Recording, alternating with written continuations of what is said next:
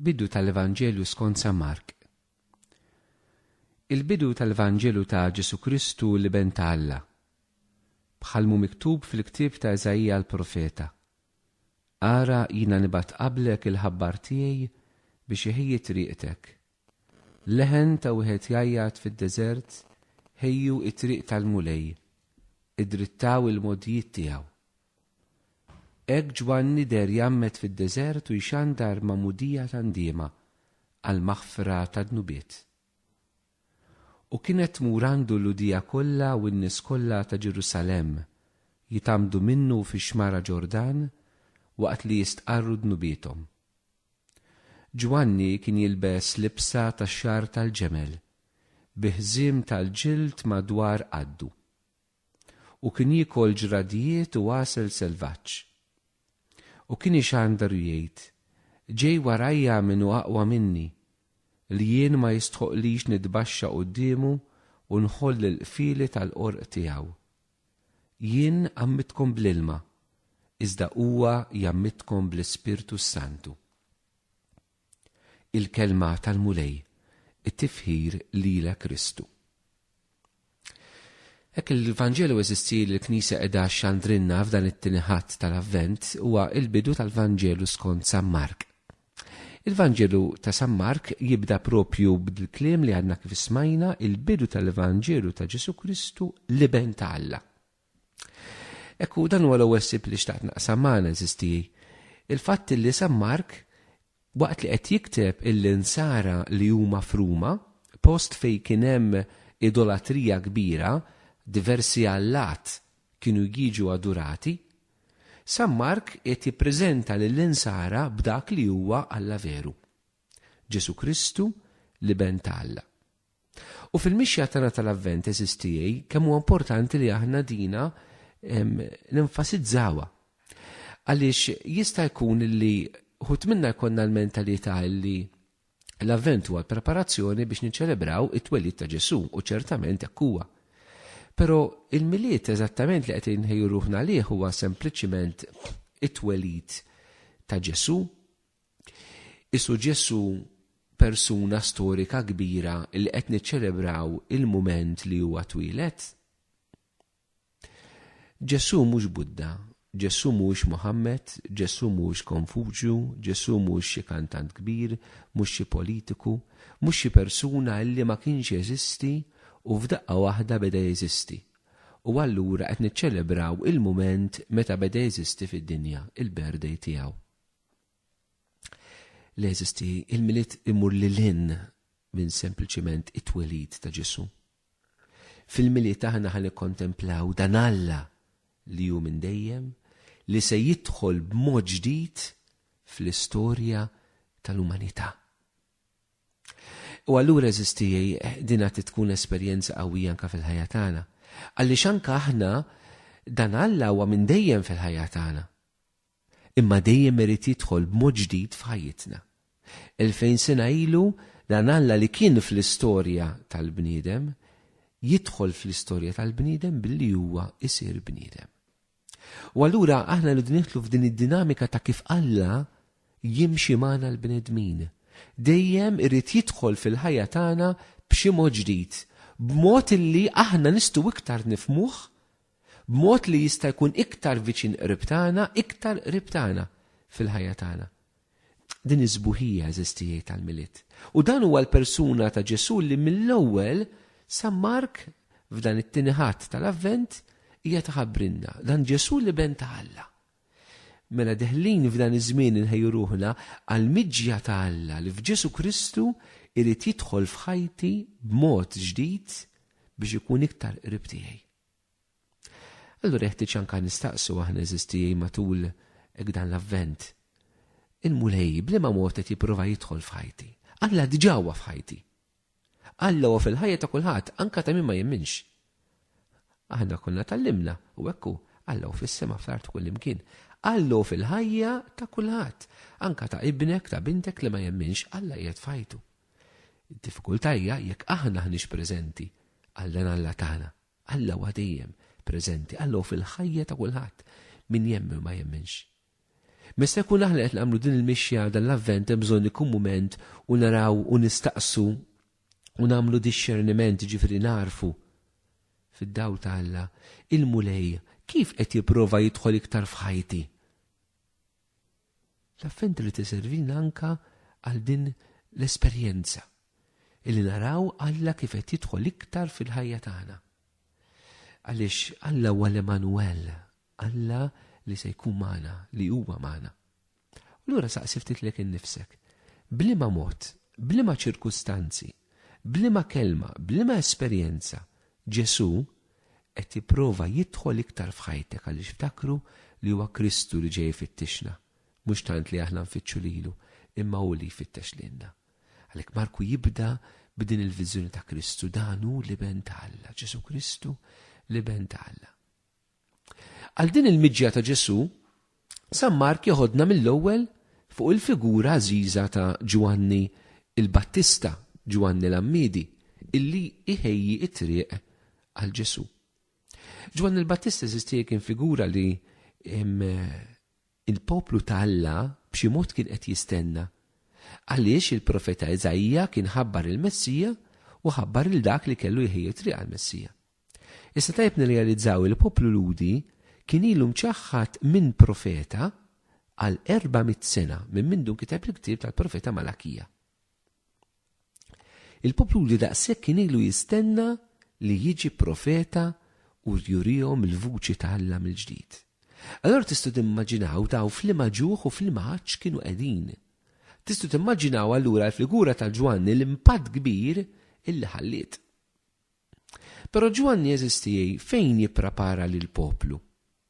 Ġwanni jipprepara l-poplu fid-deżert. Il-poplu kellu jmur fid-deżert biex hemmhekk jagħmel mixja ta' konverżjoni.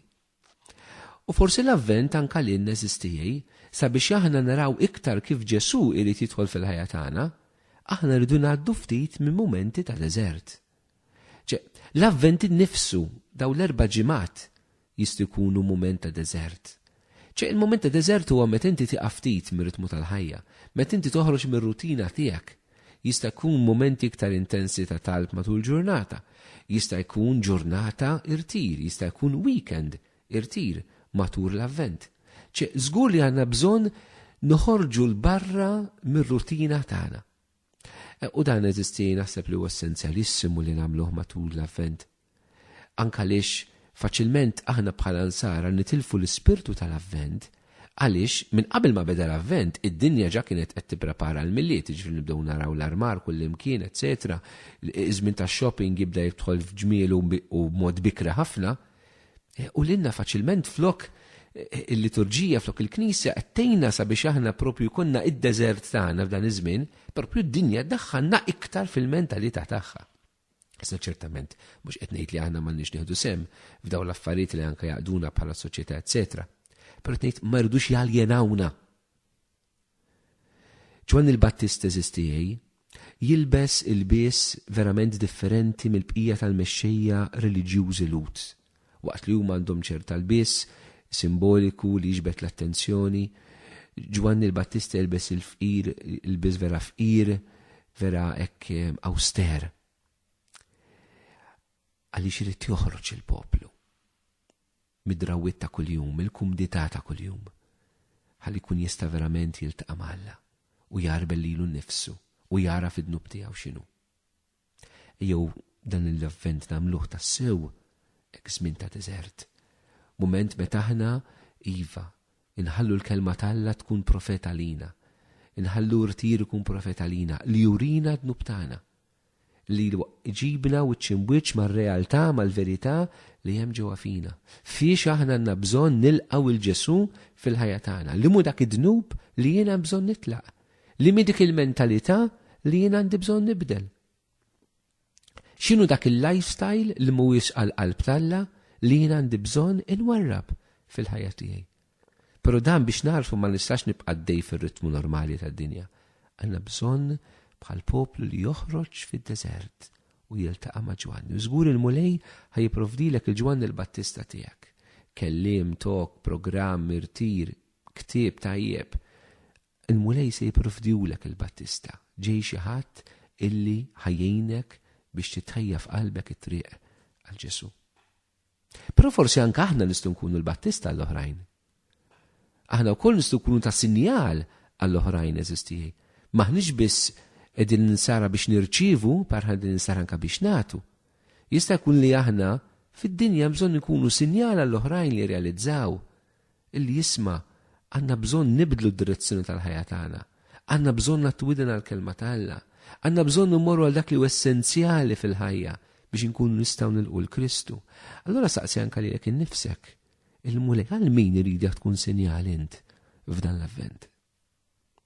U t-tielet ħaġa illi xtaqt naqsam magħkom eżistijaj huwa il-mod kif Ġwanni l-Battista jindika minu Ġesu. Ġwanni l-Battista jgħid żewġ affarijiet. L-ewwel ħaġa jgħid li hu bħala Ġwanni ma jisħoqlux joħol il-fidi ta' Ġesu.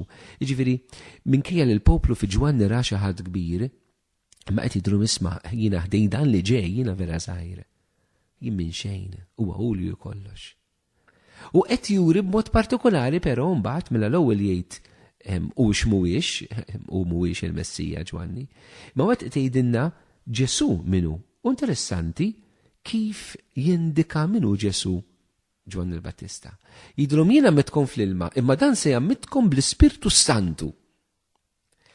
Allura, kemm sabiħa tistih, kemm għandna bżonn anke matul dan l-avvent inħejju ruħna għall-miġja ta' Ġesu f'ħajti li jrid jiġi f'ħajti biex li jammidni mill-ġdid bl-Ispirtu Santu.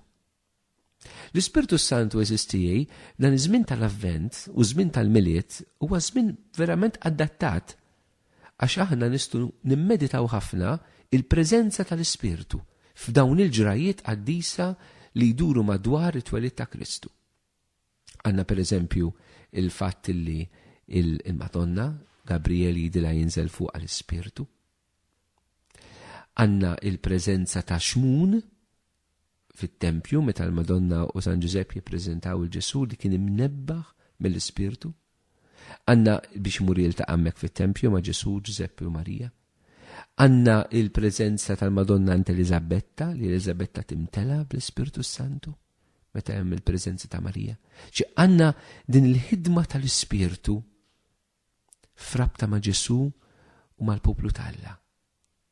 U allura anke aħna eżistijana bżonn niskopru aktar matul dan l-avvent illi dan Ġesu li se jitwilet għalija, li se imutu jqum għalija għaliex biex li jagħtini l-Ispirtu Santu. L-għana ħari hija s-salvazzjoni tagħna għalhekk ġej Ġesu illi nirċevuha fil-milja tagħha bloti tal-Ispirtu Santu.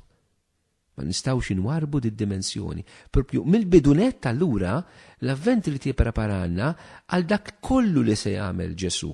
Mhux biss għat-twelid tiegħu, imma se jħejjina wkoll għall-passjoni tiegħu u se jħejjina għall-Pentekoste. Il-ċiklu anke liturġiku tal-Knisja huwa maqut b'mod sieħ u b'mod sabiħ ħafna. Għamilha di riflessjoni matul dan l-avvent, itlob iktar il-mulejja jimlik bl-Ispirtu tiegħu. Ġesu ġej f'ħajtek biex jimlik iktar bl-Ispirtu Santu. Il-Knisja propju matul l-avvent tiċċelebra il-festa tal-Madonna bħala l-Immakulata Kunċizzjoni. Dik li hija mingħajr id-dnub tan-nisel. Mod ieħor kif nistgħu ngħiduha, mhux ngħidu l-Madonna mhijiex midimba, imma nistgħu l-Madonna x'inhi mimlija bil-grazzja. U mimlija bil-grazzja tfisser mimlija bl-Ispirtu Santu. Hawnhekk eżisti allura anke matul l-avvent nżommu anke l-figura ta' Omna Marija flimkien ma' Ġwanni l-Battista biex Ġwanni qed jurina kif aħna Ġesu irid jagħmilna bħal Marija mimlijin bl-Ispirtu. Mela ejjew eżistijaj biex nagħlqu tliet affarijiet li nieħdu minn dan il-Vanġelu u nistgħu ngħixuhom fil-prattika anke matul din il-ġimgħa. L-ewwel ħaġa nirriflettu li aħna qegħdin inħejju ruħna għall-intervent ġdid ta' Kristu f'ħajti. Ġesu kien minn dejjem u liben Alla, imma se jidħol f'ħajti f'mod ġdid. It-tieni immorru fid-deżert, insibu l-mumenti fejn nieqfu ħalli nkunu nistgħu noħorġu mir-ritmu ta' kuljum u nilqgħu il-mulej u naraw minn xi irid jibdilna u jikkonvertina, nagħtu widen għal Ġwanni fil-ħajja tagħna u nkunu aħna Ġwanni wkoll għall-oħrajn. U t-tielet ejjew nitolbu bil-qalb li dan Ġesu li se jiġi f'ħajti, li jrid jiġi f'ħajti, nitolbuh biex jimlina mill-ġdid bl-Ispirtu Santu fil-ħajja tagħna. U jekk nagħmlu dan, il-mulej jagħtina slim.